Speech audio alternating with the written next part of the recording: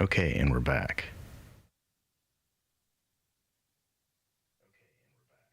That sounds better. Okay.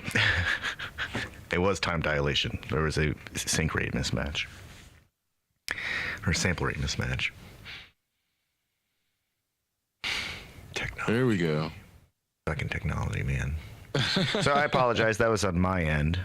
And it was a sample rate mismatch between OBS and the audio interface itself, which was running on its internal clock. And for some reason, OBS was set to 48 kilohertz, which... this is why... The only reason I'm annoyed by that... I hate when I update software and they do stuff like that where it resets things that I don't think to look at because I don't I set them once and never look at them again.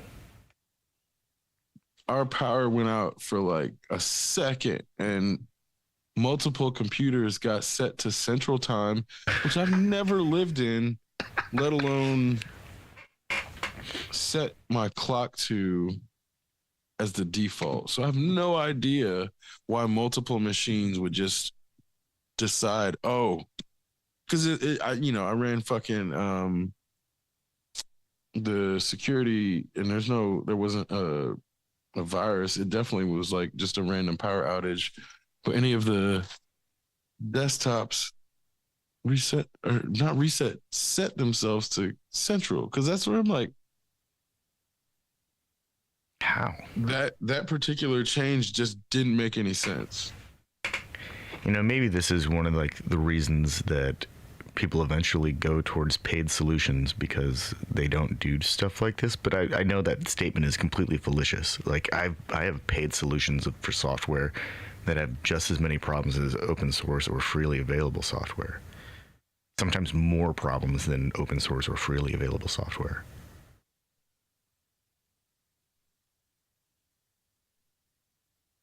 But that being said, OBS has been relatively trouble-free for me this entire, like, the last 5 years. So, other than the occasional whoops or what the hell, why is this? I think most of the problems that we've experienced have been on the YouTube end of things.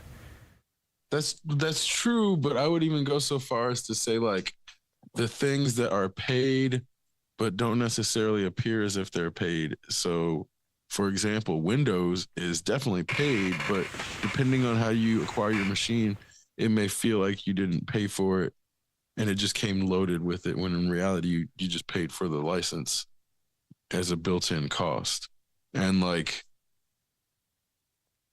you realize this if you're building a machine or buying a computer from a place that's not like Best Buy or some shit, because they'll give you the option not to buy the operating system because some people want to use Linux or, make a Hackintosh or whatever. But then the idea that changing the user experience is somebody's job, that to me was then a mistake. That what I was getting at earlier is like the idea of tech bros being in charge of things was always a mistake in the economy, but even within businesses, in that they're not really good at organization. So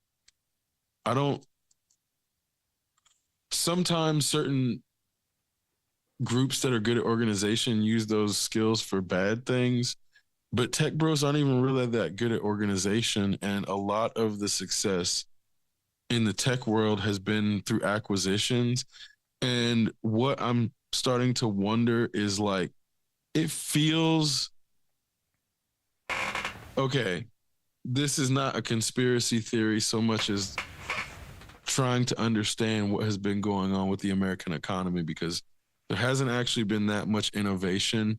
And for at least the last 40 to 50 years, the major goal for businesses has to get big enough to sell or become successful enough to go public and start to like sell the company off as a public stock. And so there's something inherently at conflict that I don't think people who grow up in capitalism, they definitely don't realize it, but I don't even know if they have the capacity to understand the conflict if they don't do enough world history and in the process do enough research on human motivation and versus group motivation, because those two things aren't necessarily the same. Ultimately, if you have these businesses that are already thinking about their exit point before they've even become successful, the trajectory of progress is always going to be passed, as in terms of the responsibility of actually completing the job. And I think it's gotten that way over time. I don't know how long it took them to complete the Great Pyramids of Giza, but I imagine that they probably got completed faster than cathedrals in the Dark Ages, not because there was slave labor involved or anything like that. I don't necessarily believe someone under duress could build something like that. Yeah, they may be able to. I don't necessarily think so. Yet I digress. Regardless, the capacity to have a long-term vision, pass it off, and see it through is something that has definitely pre-existed capitalism in a way that we can obviously point at our the like wonders of the world, and it's like those had almost all of them had nothing to do with capitalism. And when you look at a lot of them, they're actually like almost exclusively about devotion to reverence for acknowledging the beauty of existence. Whereas in modernity,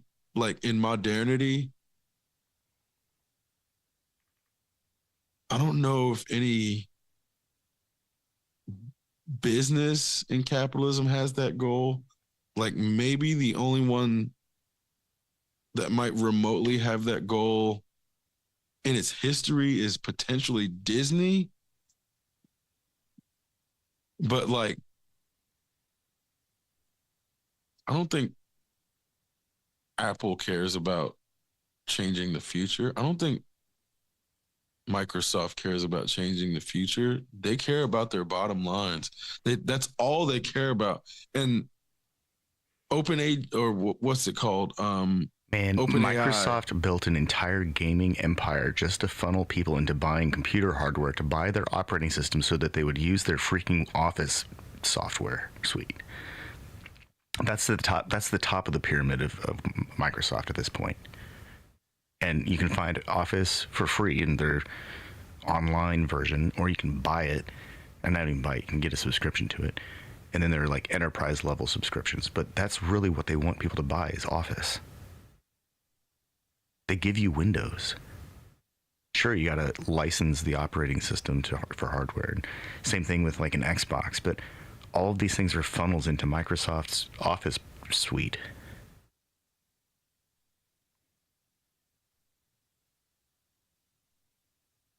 They're building a freaking reactor just to run Office. They have an AI office assistant.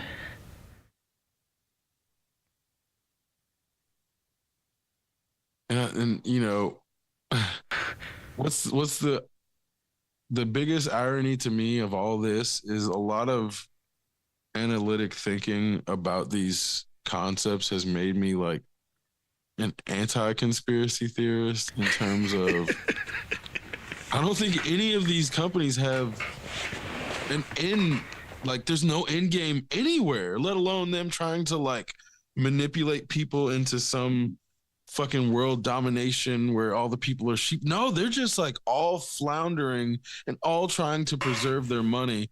And how can we what I was raise our getting at, office revenues? right. Well, what I was getting at earlier is I think at some point in American in economics, innovation stopped mattering and it became this game of pump and dump hot potato. And people would like put their money in a business, pump it, dump it, extract their money, move it around. And they've done that too many fucking times to the point where there's nothing left but actual pump and dump schemes, to the point where Elon Musk has come out and said that the Chinese EV market will definitely dominate anything in America if it's not like checked by the government in some form. So right there, we have the biggest EV company in America basically acknowledging China, the long-term Chinese supremacy in that market, and making out as if China should be our enemy instead of like trying to then work together with the Chinese market to advance EV like progress within that industry, but actually like not doing it just for profit's sake, but doing it so like we don't have to use fucking child. Like, I don't think there's any reason that children need to be actually mining, except for the fact that they're trying to squeeze out like that. That's only going to come down to profit. Like, there's nobody who's like, oh, the children need to participate in this to build their character. Like, nobody in that chain of events made that statement. And that's like that's not going to change the fact that children are mining fucking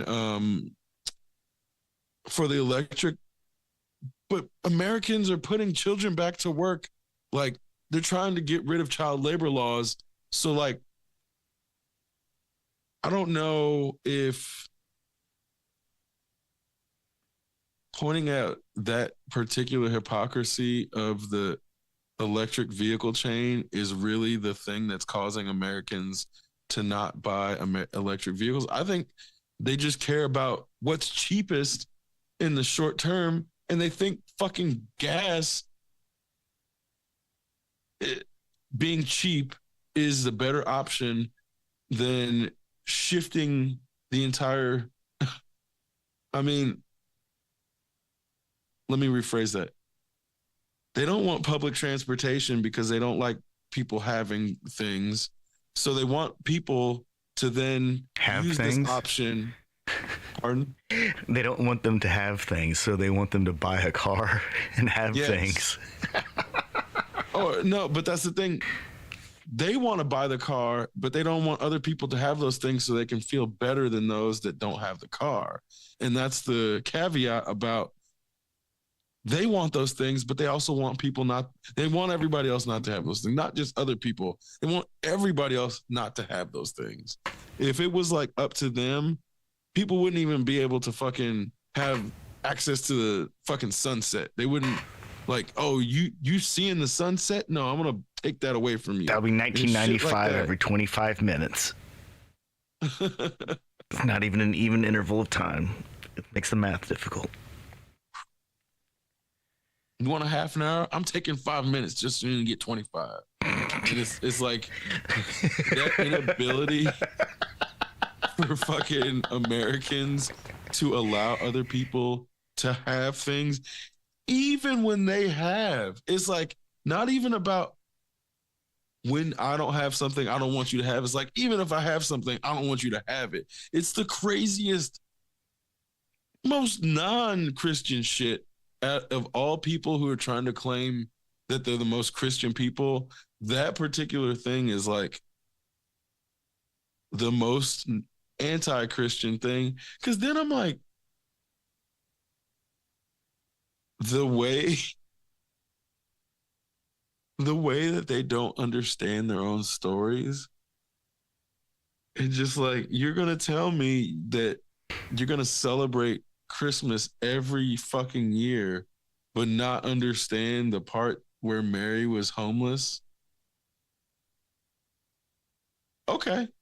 All right. I guess that's like a heartwarming story that they finally found some place to give them a place to just stay for the night and pop out the baby and then move on.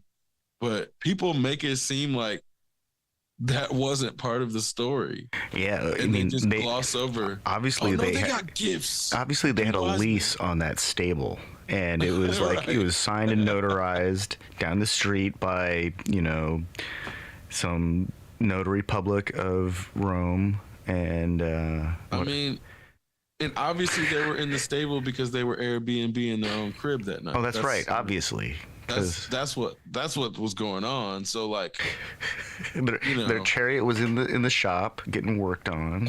after Jesus got born, it was like, oh, everything was cool. Yeah, for 33 years. Not talk about it for 33 years because everything's cool. Everything was great.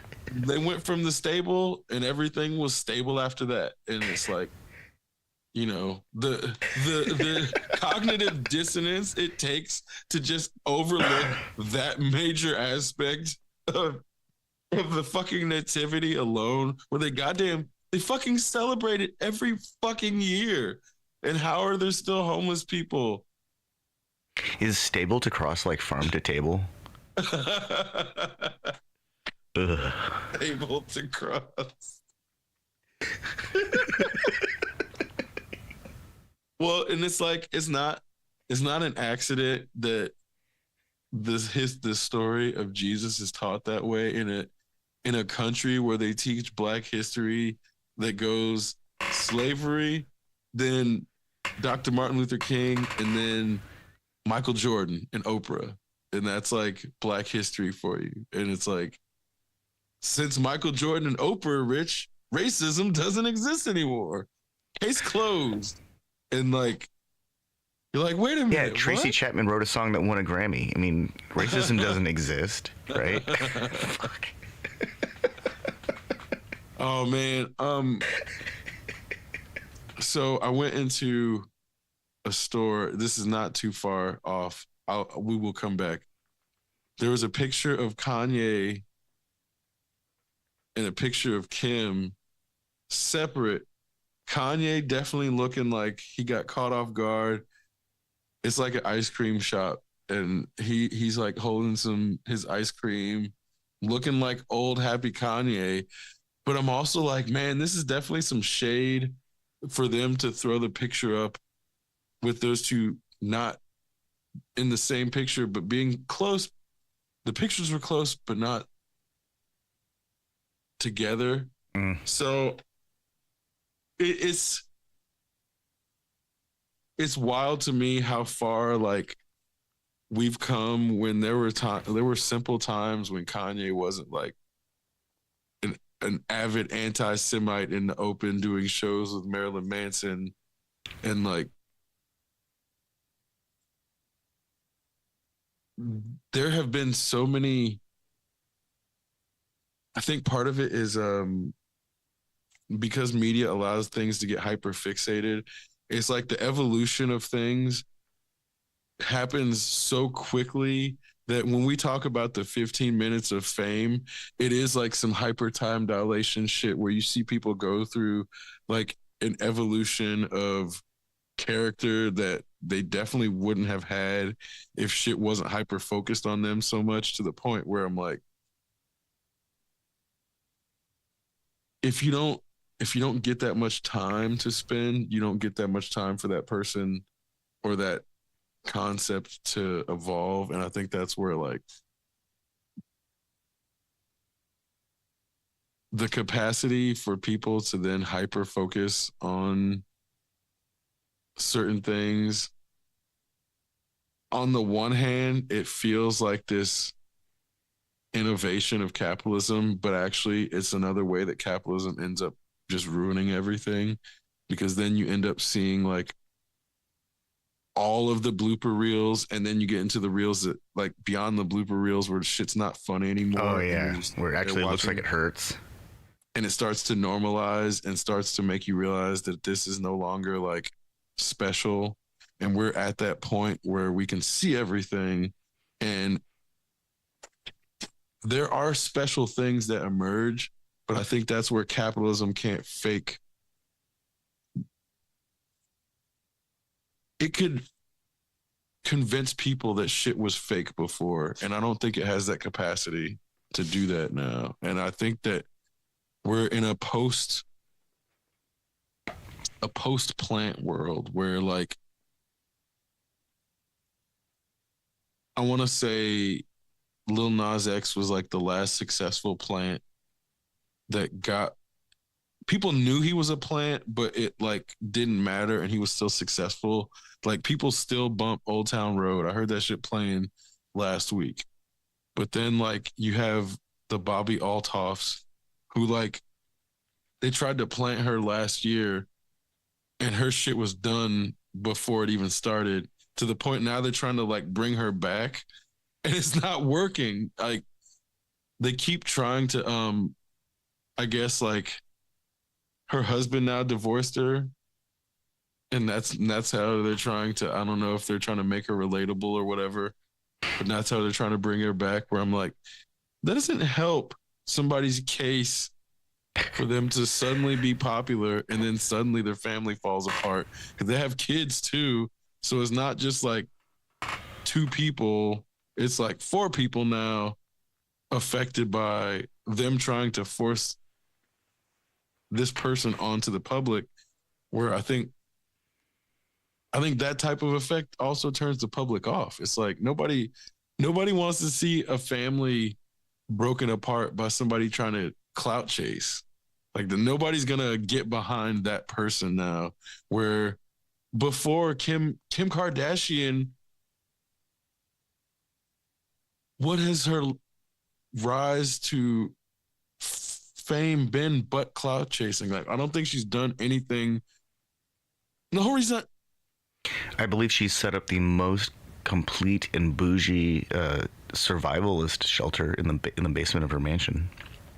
she's got a weed strain out now. I don't know what fucking planet we live on where somebody decided she needs her own weed strain. Cause I know goddamn well she's not a fucking pothead. Cause that's definitely like, if you're a pothead in 2024, nobody's hiding that shit. And it's definitely like on record somewhere, but there's nothing out there to ever imply that Kim Kardashian has ever smoked weed, let alone been like a pothead or enough to have her own weed strain. Because that's where I'm like, but it's like,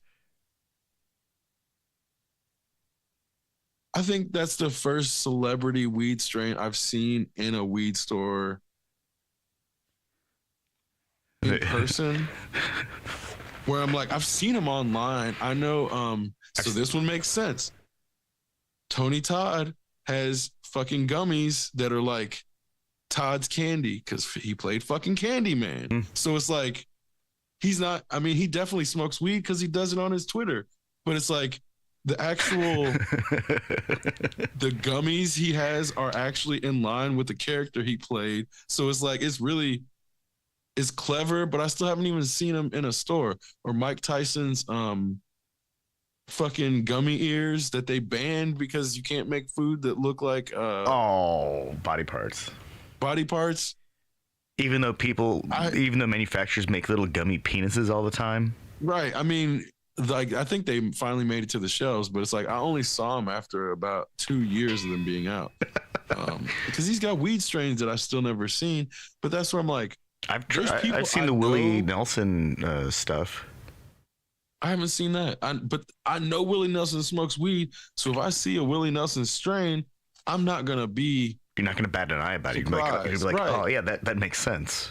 But the fact that I saw a Kim Kardashian strain before I see a Willie Nelson strain, I'm like, what the fuck is going on, man? Like, capitalism is ruining this shit once again. Like, we can't have anything nice without capitalism coming in and trying to be like, this was a cool thing, but I'm going to fucking piss all over it now. maybe she is like a master botanist, and that's just one of her many skills that nobody has ever decided to, you know, share with I mean, anyone. my thing was like, And that's totally unlikely, when but she like went back to school and was gonna get a degree for law, and I'm like, good for her, man, because a lot of people who get famous never ever actually learn a new specialty when they have every opportunity in the world. Like Joe Rogan, he could have had two fucking doctorates by now, two, maybe three doctorates by now. But no, I don't even think he's finished his fucking undergrad yet. I don't think he ever went back and finished his undergrad that he dropped out of. But this motherfucker is like getting paid to be curious.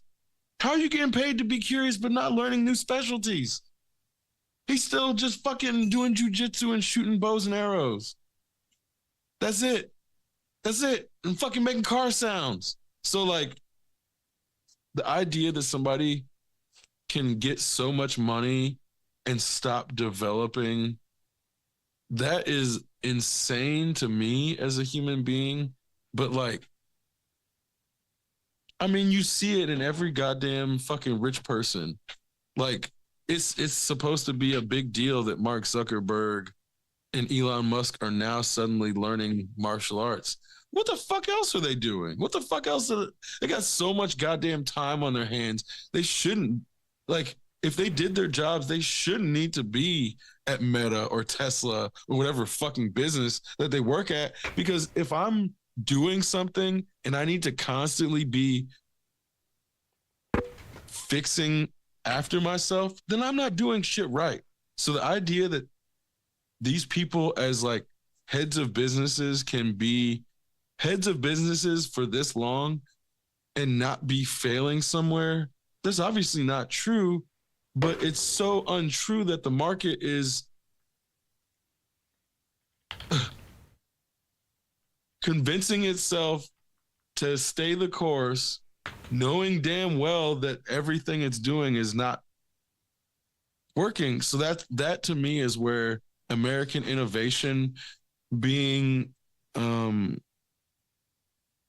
overlooked for profit has basically turned the economy into this hot potato where there's no innovation, but people are just going around pumping and dumping, trying to get value. And now that's all that's left, to the point where it's like, it looks like it looks like the future when you go somewhere like Japan or South Korea, because like they haven't just been putting money into pump and dump schemes, and they've invested in things like city beautification and public transit and public infrastructure, and all of the nicest buildings aren't only owned by private companies and not accessible to the public. So like, seeing those differences for the Americans that are fortunate enough to go to those places, it always feels like stepping into the future. But that's also because America is actively regressing on all fronts in ways that like it's like, it's comical in some ways, but as I'm sitting here looking at an 81-year-old man preparing to run for fucking president again, when his literal campaign to get into office depended upon him not doing this, I'm like, we get what we deserve in a way. You know, like, I know it sucks for certain people. My life generally doesn't change day to day, no matter who the president is. Like, the governor almost always has way more power over any given individual's life than the president at any given point. So I'm not really like, as much as Biden is a disappointment, I don't really care all that much about his disappointment so much as like, it's just I don't like to feel like I'm being made to be an idiot. And when you get this party that is more interested in appealing to the January 6th fucking insurrectionists than trying to like reach out to me as somebody who's on their fucking side, it's just annoying more than anything. And that's why I'm like, I just wish these old people would die. I hate saying that, but I'm like, I don't like wishing death upon anybody, but they're bringing so much death through their apathy. Just oh, I wish there was just this like massive wave of old people that just like died. Because there's actually a handful of people that I know that they have offspring and that they have like estates that are gonna have take like half of whatever they have. But even then, them dying is just gonna open up parts of the global economy because some of these motherfuckers are sitting on more estate than the GDP of small countries. And that's what I'm like, those people, I just wish those people would die. I don't want that. I don't care if it's violent. I don't care if it hurts. I just wish they would die. Like, and I hate that they've put me in the spot where I have to say that. But I'm like, just fucking die already. Because they're the ones that are like holding America and by proxy the rest of the world back. And it's like the Saudi royal family, I wish they die. Them too, just die. I hope theirs was more painful. But there's just like, and again, it's like, I'm not even saying that from the point of about it being the death, but it's like we're just stuck in this holding pattern. Like civilization is stuck in a holding pattern because of a few rich old assholes. They're all men. Every last one of them's fucking men. There's some old rich women in there that are also assholes, but those aren't the ones, like they don't have enough power to actually hold society back. So I'm not going to be like old rich women, I don't care, but I'm like actively wishing this death upon old rich men because they're the ones that are doing this. It's like, I feel like old rich women tend to do shit like try to save jazz music or something. It's like, yeah, you're not gonna do that, but it's not really like this. You're not trying to take over the world. It's not some like villainous fucking goal that you inherited this money and now you're trying to like what was Bezos's wife, his ex-wife name, what's her name? She can't spend her money fast enough. She's like trying to set up foundations. Kinsey, I think. Yeah, that's it. Oh, was it? I don't know. Bezos. I don't know. But yeah, but it's the same thing with Melinda now. Mackenzie Scott, yeah, she makes more money from just the interest on the money that she had from their divorce that she can't even spend it fast enough. She's like putting it like starting out trusts and foundations, and she can't even put it into these foundations fast enough. She makes enough money just from fucking interest. I don't think she's evil, but I think that she's fighting a system that won't let her spend her money fast enough. The fact that she didn't stay with Bezos makes me think she's at least not terrible. Not terrible. And it's the same thing with Melinda, because it's like, I feel like those people were together before the rocket ascent, which is like, yeah. Mackenzie Scott's worth $35 billion. Oh no, 20. And as of January, she's worth $40.6 billion. Billions and billions of dollars. Where it's like, again, actually, I don't even know if I want to think about this for a little bit. Like you're saying, I want to think about that for a little bit longer. How is it that there's a system that can amass wealth where people can amass wealth to the point where they have $40 billion but can't spend it fast enough, but that same system prevents people from making enough money to pay for housing, food, and healthcare and childcare? That's no accident. That's a choice. Yeah. Which to me is like that they can't keep making that choice any longer. It's like falling apart at the seams, but also the people who they've been subjugating are no longer taking it. Did you read about the so over the last several years, McDonald's has been increase. You can't see my fingers. Increasing the quality of their product, and also raising the price of their product. So now it's fairly typical to spend close to $10 for a burger or a chicken sandwich at McDonald's. And in some places, some of the franchise owners were selling an individual hash brown for $3. Remember, we could used to get like a double cheeseburger for like $1. I don't think that McDonald's quality has improved that much, even adjusting for inflation, where that a double cheeseburger is, more than $1.50, $1.79. But a hash brown for $3. I want to know where that place is so I can like never go there.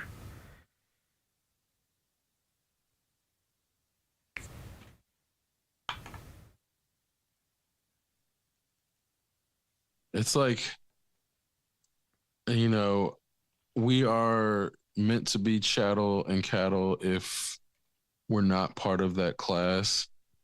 And I think as people, as the economy demands more and more people become part of that class that didn't have to before, as it starts to hit the people who were traditionally protected, I think that's when we're finally starting to see it change in terms of like, it started with the opiate addictions hitting white people. Like when it hit poor white people,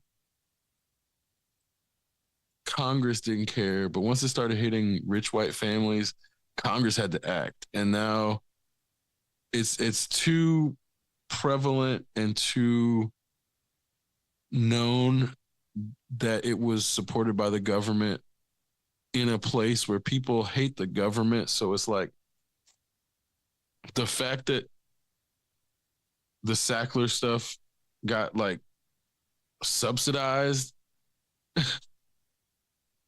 it's ironically making it worse for them because then it makes it look like there's some sort of government conspiracy to the people that hate government, even though it's actually just capitalism manipulating the government.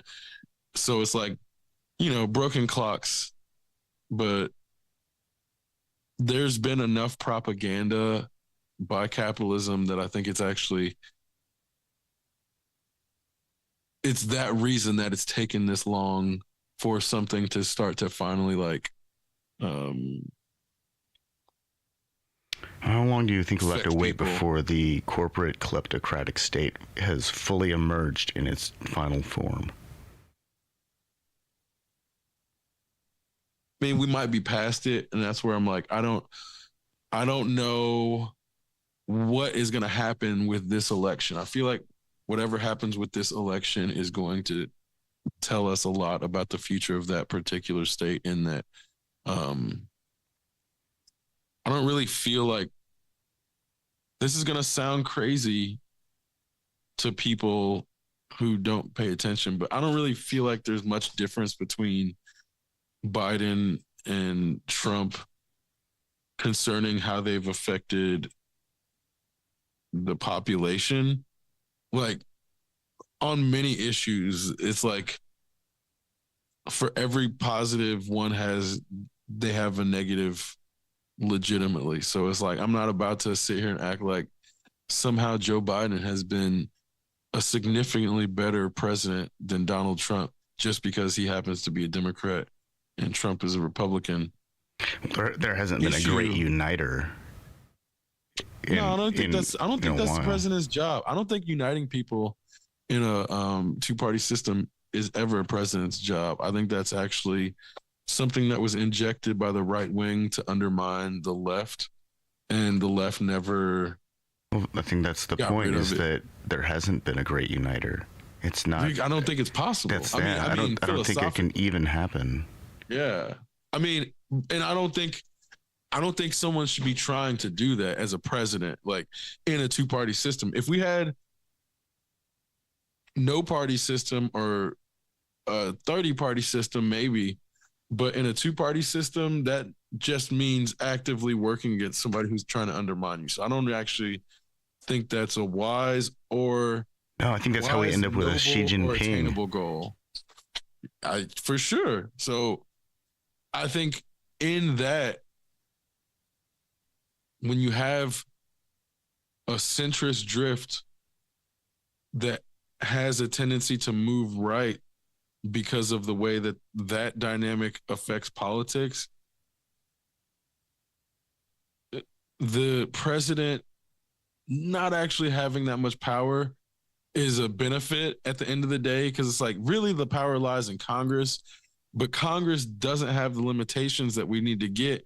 And because they have the power, they're not going to fucking put term limits on themselves. So it's like ultimately only going to be, I feel like the irony of everything is going to be a fucking supermajority with Democratic senators and a Republican president is like the only way we're going to get term limits. We're going to get president influencer in the Democratic Senate. It'll be a musical. I honestly hope that happens, because that's some deadlock I can get behind. President influencer. That's like those two parties not able to do anything but just undermine each other. Perfect. That's exactly what I'm here for. So if that's actually, I mean, not to say, because it could be Joe Biden with the supermajority Senate. I don't care. But the last time the Democrats got a president and supermajority, not only did they do jack shit, they just set up the Republicans to overturn everything they did and make them look shitty. So like, I don't trust the Democrats with the presidency and the supermajority, because that's actually an imbalance of power. So like, if checks and balances are meant to be a thing, giving the Democrats two branches of government is not actually smart in terms of checks and balances, and giving them three branches of government is actually not democratic, even though the party's called Democrats. So like, I'm not Republican. The issue is the polarizing two-party system is broken, and inherently when the Democrats want to move right, giving them all the reins doesn't actually give us left-wing politics or left-wing legislation, because they're so busy trying to get right-wing voters on their side. And that to me is like the biggest mistake I've seen. I'm liberal, but it's safe for you conservatives over here. See, we're conservative over here. We're not like those other liberals. We're conservative liberals.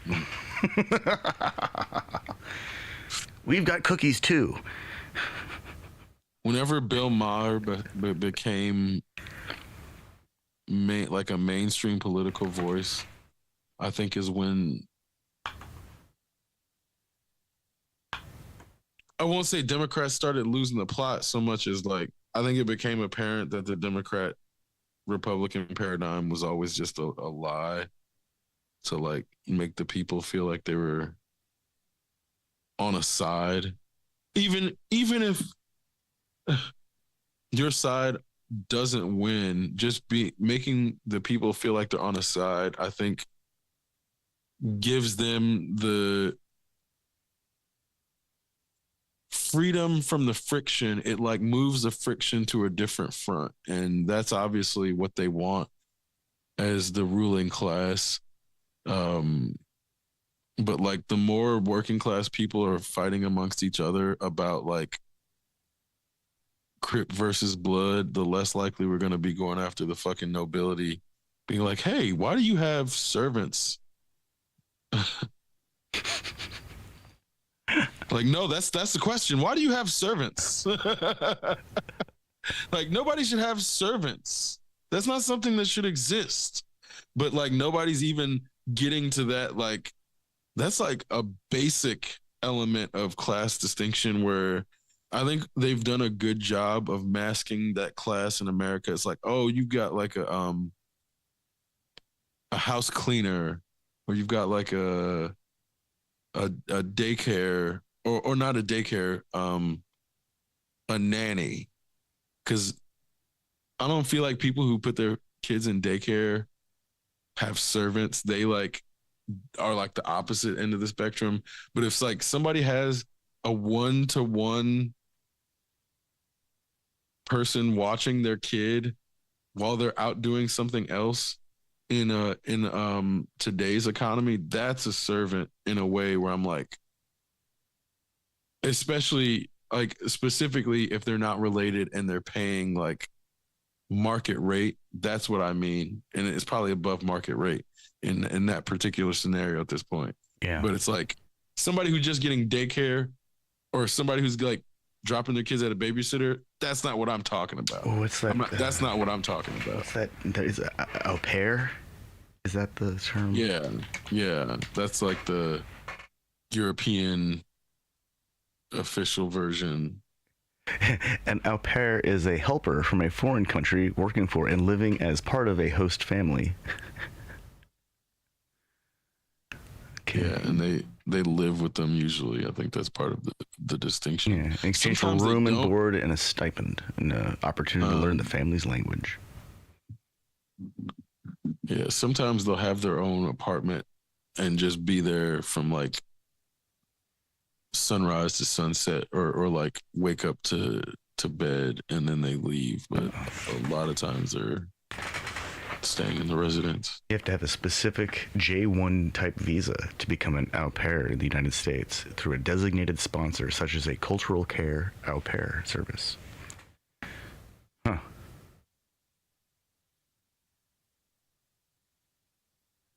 It's basically organized trafficking. Yeah, that seems like a really, really strange way to immigrate into the United States. Yeah.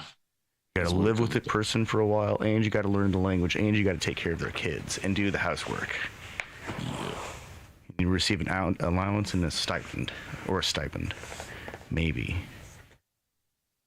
Well, and it's like knowing the families that would have these people. It's like, nah, there's definitely some caste level subjugation of immigrants to put them in these servant classes that if Americans knew those servant classes existed, they would invade. And it's like, I don't know how you invade yourself, but they would try to liberate those places because it's like, oh, you can't be subjugating women like that and making them servants and coming to your no, but this is happening where we are. So like just calling it this fancy name and fucking making it legal doesn't actually erase the subjugation. If anything, it like makes the subjugation invisible. And obviously that's it's not necessarily worse than other types of subjugation, but it makes it impossible to be addressed when it's invisible. So it's like that. How many people in America even know that thing exists in America? I doubt many. But that overabundance of information to give people the feeling that they know what's going on. But then, so to traffic au pairs, you've got to become a designated sponsor through the U.S. Department of State. which probably just comes down to having X amount of dollars. And filling out paperwork.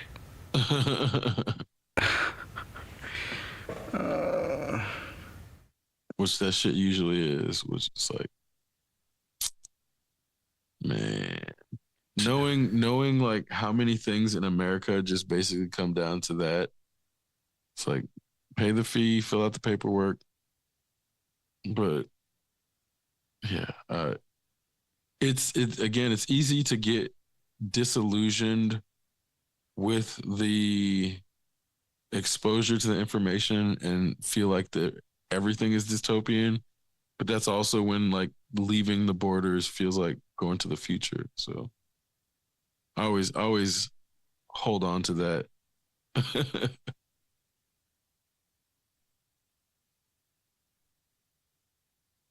Oh man, I'm just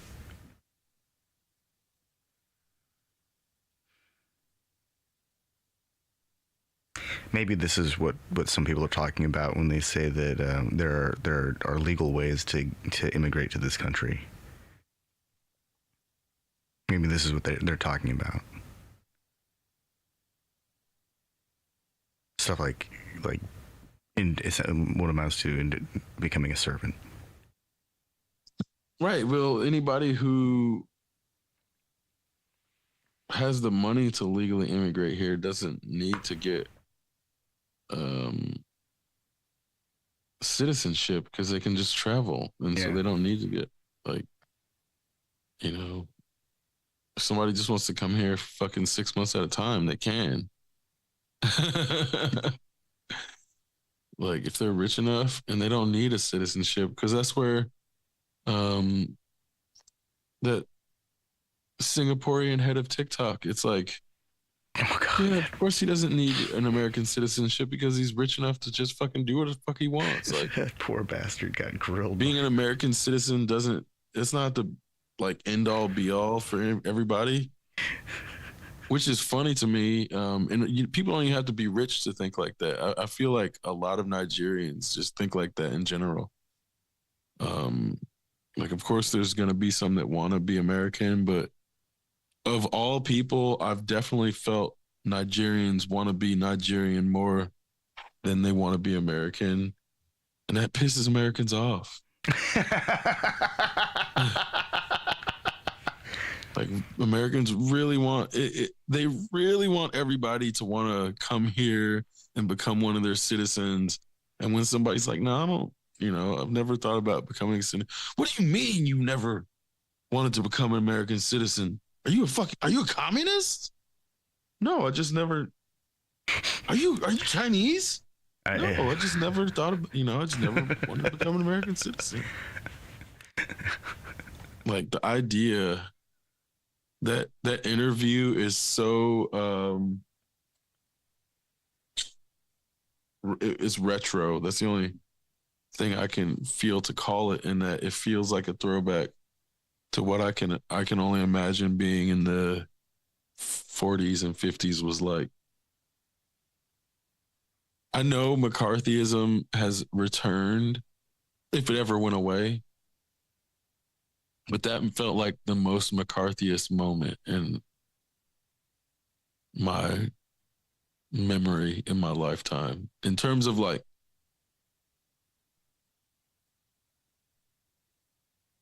oh, well,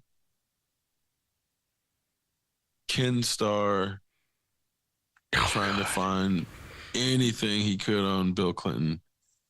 When there was so much other shit that they overlooked, the things that they were trying to find, like that felt a very McCarthyist moment, which again, it's like, Bill Clinton's a terrible human being. There's plenty of shit to fault him, if not even put him in prison for. The way they went after him, as the circus around it felt McCarthyist. That's the only other time in my life I can remember anything as McCarthyist as the TikTok CEO being questioned. That shit was wild. Absolutely wild. Bill Clinton, Michael Jackson, David Copperfield, and Prince Andrew were named in the Epstein list, apparently. Prince Andrew and Bill Clinton. David Copperfield. I'm not seeing that name more than once. Definitely seeing Prince Andrew and Bill Clinton.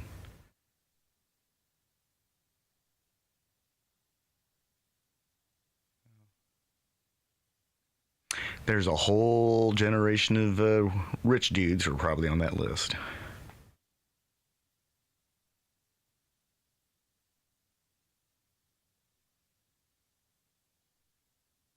Oh, and like the idea that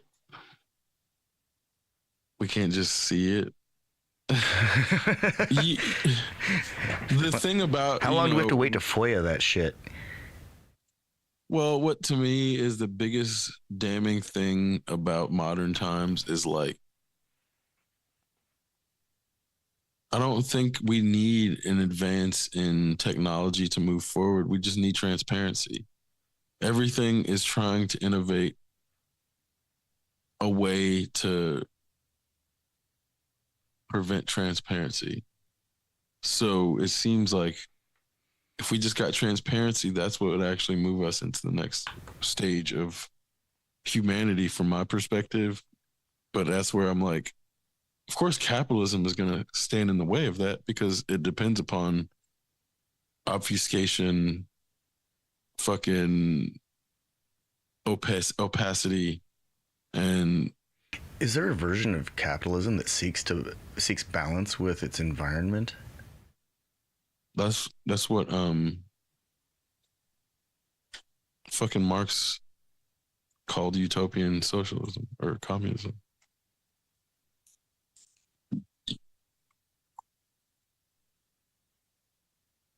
But does it exist? No, I mean that's why it's a utopia. So Like no utopia exists in any so there's any like I mean theory. Then if capitalism can't That's if, the biggest irony of if all capitalism the anti-Marxists. can't reach balance with its environment, then it's not sustainable in any form. I mean, but that's like the biggest irony of all the anti-Marxists because his whole thing was about utopian capitalism. So Yeah.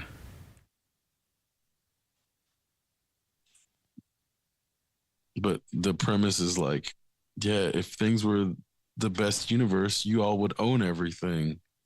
You would own the means of production. But for whatever reasons, Americans think that's bad, but then want to buy stocks.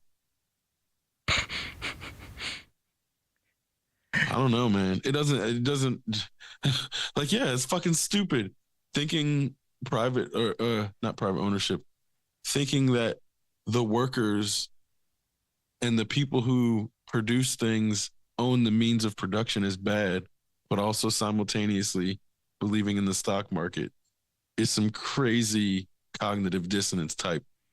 Like it's just comical. There's nothing but one can do but like mock and laugh at that perspective because it makes zero sense whatsoever.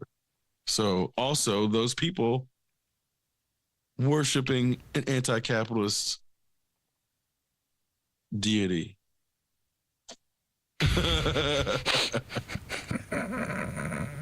So No, wait. They're not. They're worshiping the commodified version of the anti-capitalist deity. right, yeah. So The they're one that really they're capitalism worshiping repackaged. at the altar of supply side Jesus. Mhm. Yeah. Not to be confused with combat sport Jesus No. Combat sport Jesus would be way more interesting. or football Sunday Jesus. Isn't football Sunday Jesus just like a subordinate of supply side Jesus?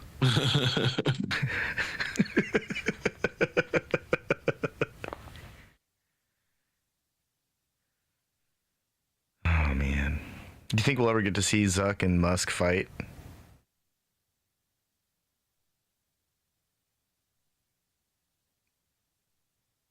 No, we were never going to see them fight. That was never going to happen. Bastards. I mean, I wasn't holding my breath or anything, but I really would have enjoyed watching that.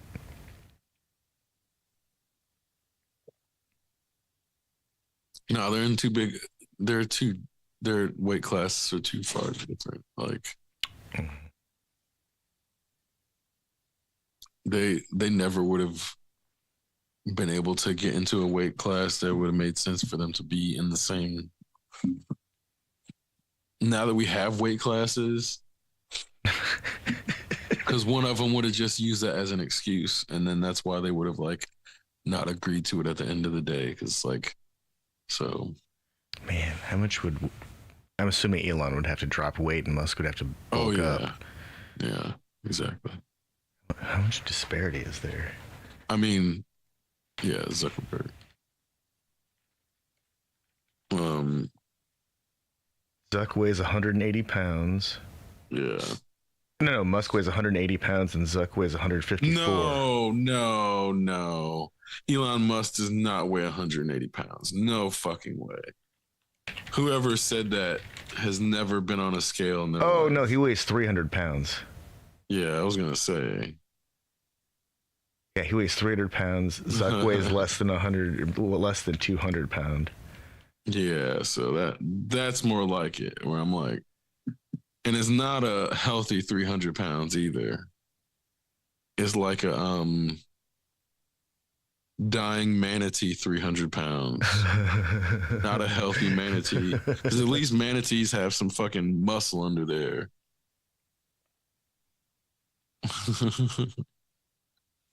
Man, how did he get so big? He looks fucked up. Spending too much time at the office, not enough time at the gym.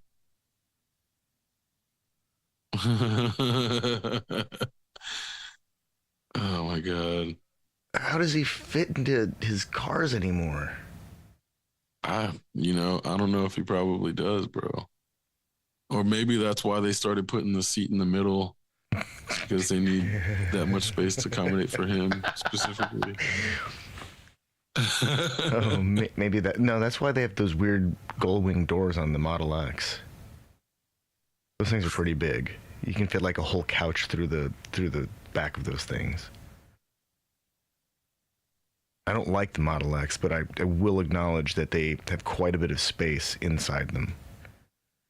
And that's about all they've got. Oh, speaking of electric vehicles, I was watching this thing about the amount of energy that it takes to get electric vehicles up to speed and to sustain them. And so, like the model, I think it was the Model Y was the baseline, and the Cybertruck uses something like 3 times the amount of electricity to get it up to 60 miles an hour and then to sustain that speed. And then how long did you say? Not time, but it takes like 3 times the energy to get up to and sustain that speed, and because it just weighs so much more than like the Model Y. But then there are the behemoths of the industry, like the Hummer, which apparently uses like 9 times the energy of the Model Y to get up to 60 miles an hour and to sustain that speed, because it's a behemoth.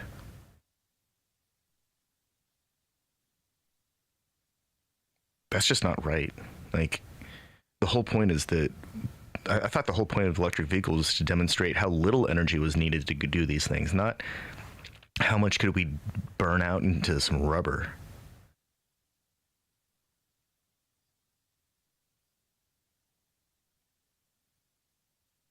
Well, I've only seen a certain demographic that drives the car in the first place. And then people I thought would end up liking it don't. So there's like an electric vehicle YouTuber named Saran. I mean, that's not his real name, but he goes by Saran.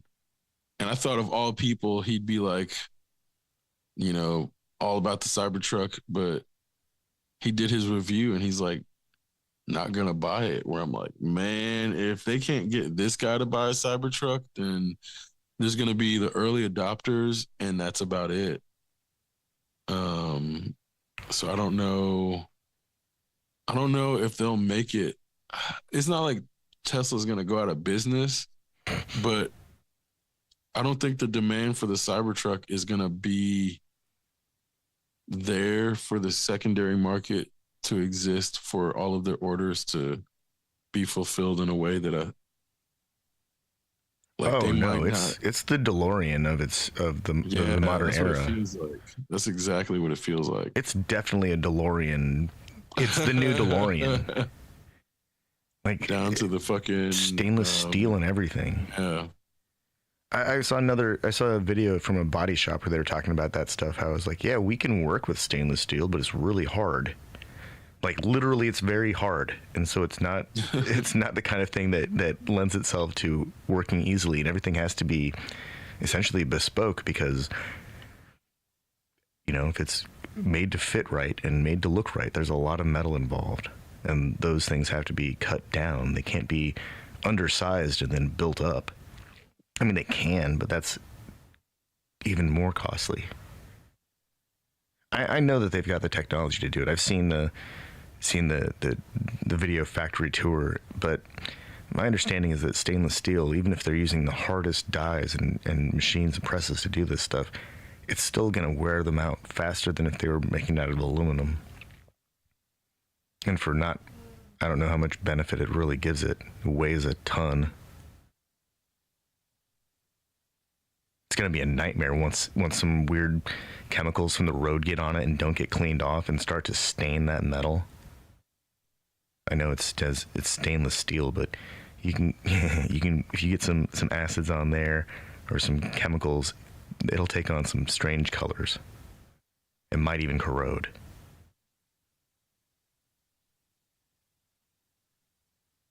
Yeah, that's gonna be hilarious with all the 2-year-old rusted out Cybertrucks. Oh gosh, it's gonna be so terrible. It's gonna be so, because you know that some people are gonna lapse on their getting their cars washed and waxed and cared for properly and getting recoated so that it doesn't rust. Oh my god, I wonder if like no, I guess that really no, it did happen with because the battery has like the battery skateboard has to be so much bigger. I wonder if the explosions are inevitably going to be much bigger than the Teslas, because I was like, oh, Teslas didn't. Oh wait, yes they did. Just randomly explode. Man, when there was like a sealant issue. I bet the stainless steel body is going to help contain the explosion better, though. Oh no! It's going to be so it's basically like a driving pipe bomb. Yeah, it's going to be an even more violent reaction when it finally does explode. Oh no! Oh no! It's going to be even worse. Oh no! This is why EVs need to be made out of polymers. So worst case scenario, they melt into a pancake that we can like lift off the pavement. Not a chemical fire that melts through the pavement.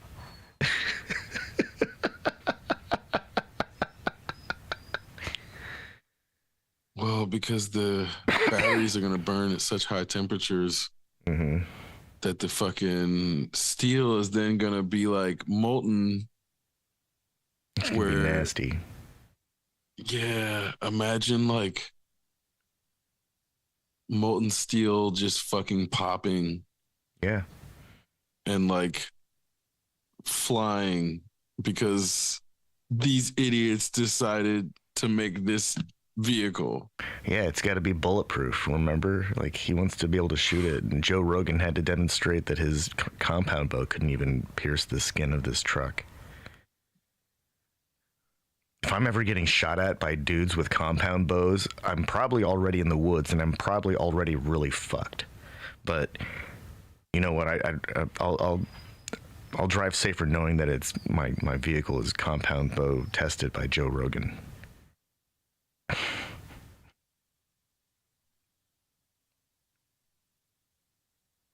Oh shit! There's already one already exploded. Nah, there's a video of one that caught. Oh no, it's CGI. Oh, well, that's just wishful thinking. There's no reason to do that. Where I'm like, yeah. Well, it's only 8 seconds. Where if you look at the list of these videos, it's like there's definitely video game mixed in, which is like. I can't imagine being an American that doesn't isn't able to navigate like, oh, I'm looking for this thing, and even though it reinforces my opinion, not like realizing it's CGI, but then continuing to like go down that rabbit hole to feed that opinion just to like be right in one's own head. That's where like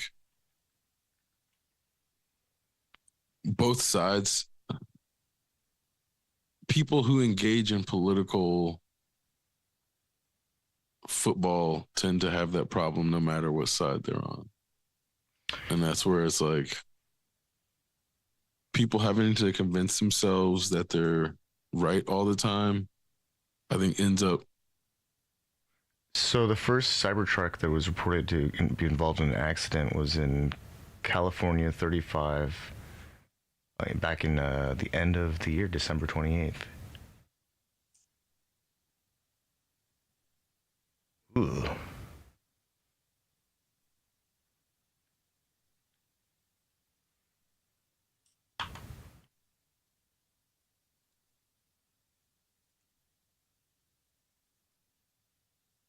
Just went off the road, apparently.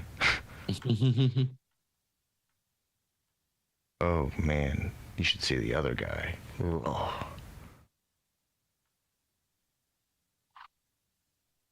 But these, I mean, which again, it's only a matter of time. There's no way that zero Cybertrucks are going to catch on fire. So it's just a matter, like they haven't been on the road that long for it to happen. But seeing the pictures of the older Teslas, older Tesla fires, the Cybertruck fires are just going to be on some different level shit. I can only imagine. So it occurred to me, like as I'm scanning through these images of Tesla wreck, there's a guy dressed up like a firefighter holding Jaws of Life, and the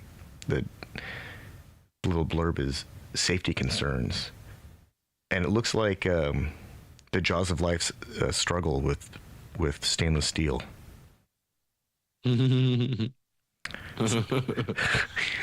So when the battery disengages itself because it detects that it has been ruptured and the doors won't open and the glass can't be broken because it's bulletproof and the Jaws of Life can't pry the door open, at least the person will be incinerated very quickly. It just keeps getting worse. I really want the concept of the electric truck to take hold, because electric motors have way better power delivery capability, and there's a lot of things about it that are like, man, this is all bonus. I'm not getting to the negatives yet. Where are they? Other than, range anxiety, which is entirely a subjective experience. It's not like the vehicle doesn't experience range anxiety. Oh God, imagine if they were like, my battery is getting low. We need to recharge.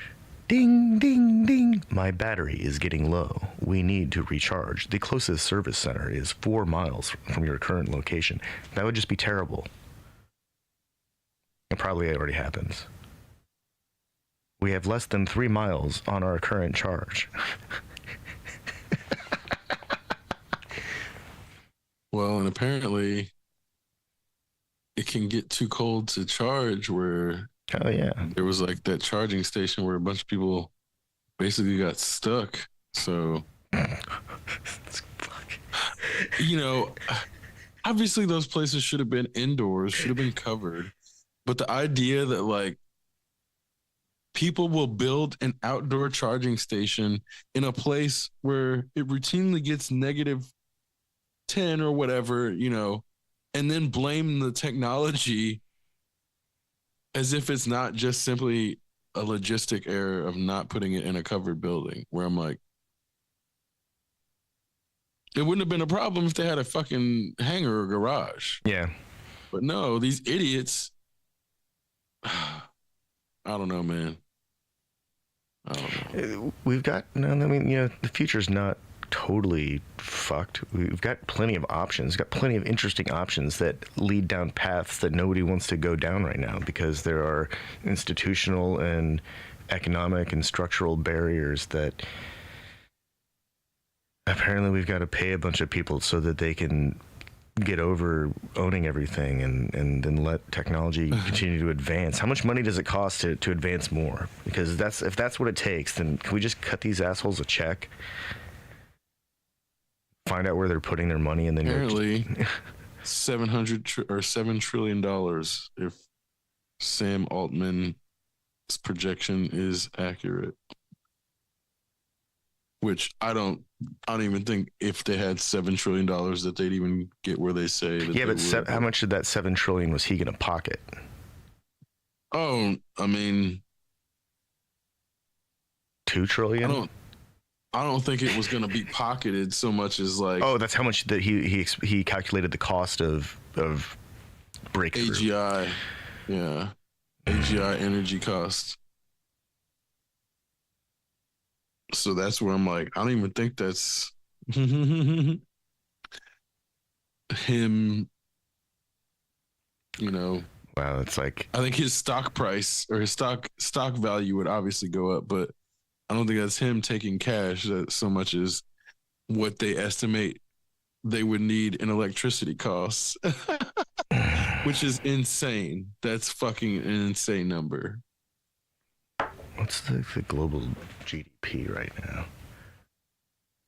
Yes, it's more than many countries. Okay, so the global GDP is it like 30? No, it's over 100 trillion. The United States alone is sitting at a $25 trillion. No, in 2022, China had a $18 trillion GDP in 2022. In 2020, the GDP was estimated to be 85 trillion.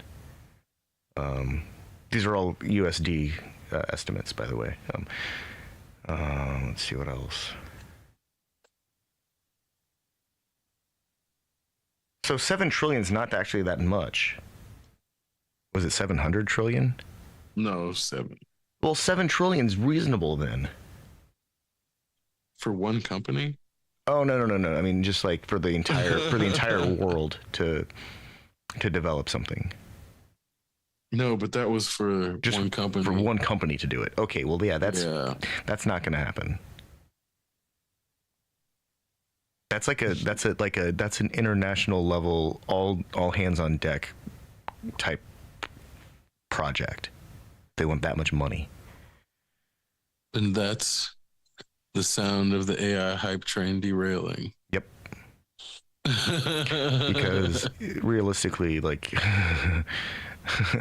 if the whole world's involved, we're going to end up with a really confused AGI. It's going to hate us all. It's going to go Skynet on us.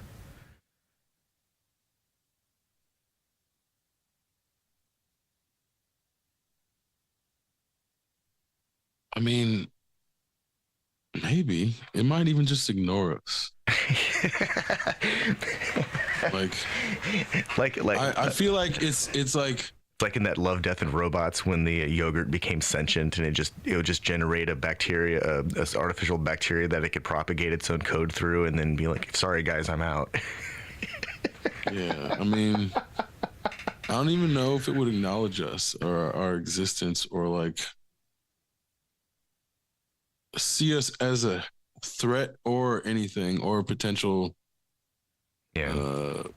benefactor or anything that it needs to even engage with, which is where I'm like, we might be trees to it, an AGI, in terms of time scale and the way that time is experienced by something like that I can't even really project because I have no idea what that would actually emerge as.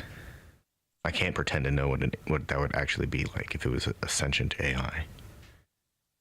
Right, because it's like AGI doesn't necessarily have to converge with sentience at the same time. Yeah. But it's like if sentience emerged in that thing, like I can only imagine. I mean, obviously, only a human. I mean, humans can only imagine what it would be like, but in terms of like, if I, as at the age now I am now, woke up with the wherewithal that I have and the access to information that I have on the first day in this world, it's like, and I also had all this power, that gives a lot of possibilities that don't even necessarily involve humans. And I think that there's this science fiction conditioned predisposition to like inject humans in that thing's story, but it may just like you said, it develops on its own thing, and we're just trees and a forest in the background that like is not even really paying attention to unless it feels like looking at trees that day. So that's where, Oh, good grief! What if we're the AI that the trees created? And they look at us and all they see is little dots, but we see these trees. But they're doing stuff. They're moving around. How would we even know? That's a good question. How could we even? We can't know. no, not at all. But that's also where a single cell amoeba doesn't have the capacity for abstract thought in the way that we have abstract thought. But that doesn't mean it doesn't have the capacity for something. And so, in that, which direction are things happening? Like, there's always, if there is offspring, there is always a direction, but that's not always the direction of existence, in terms of it's not always the offspring that carries. It's like one would expect that it's the offspring that carries the genetics in the case that it's the offspring, but that's not necessarily always the case in every part of this universe. And like, some species can like go into suspended animation for indefinite times, even if they've had offspring. Or I wouldn't call offspring so much as if they've split themselves, because that's like, offspring is relegated to like sexual or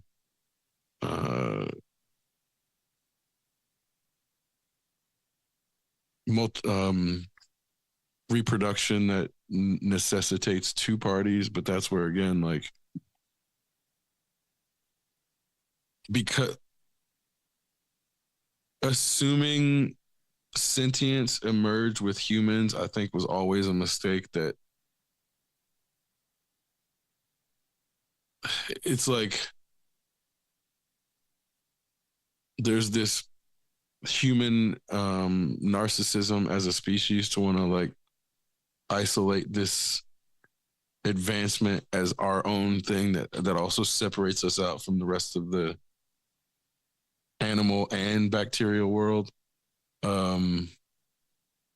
But that's the easiest way to go about it, because when you actually like start to break it down, it becomes way more difficult to separate out that type of like fine line for sentience or awareness in mammals or things with neurons, let alone like how far can sentience go? Are like neurons, it's postulated that neurons are necessary for sentience, but that's not even really necessarily true. The issue becomes testing for it is where we can't really go that far. And further, science really doesn't like to comment on things that it can't test for. So it's like, you're never really going to get a scientific exploration of the possibilities of things that can't be tested. That's just not what science does. So I think that's also where, like, once again, this inquisitive mind that's being framed in the form of like Joe Rogan questions everything. It has its place, but that's the observation part of science. Like that's where you look around and then you start to form your question and then you go actually do the rest of the science. Like you can't just stay in the observation part and ever actually engage in science. Like science is not only an observation.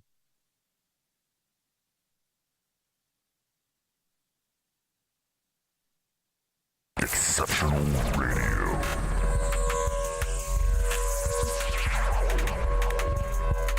Exceptional Randos shows produced live in Sunroom Studios' Base Capsule. Remember to catch our Exceptional Randos live stream on YouTube every Sunday between 2 and 4 p.m. Eastern Standard Time. And if you have a story, idea, or question that you would like to share, we want to hear from you. Thanks for listening. Well, that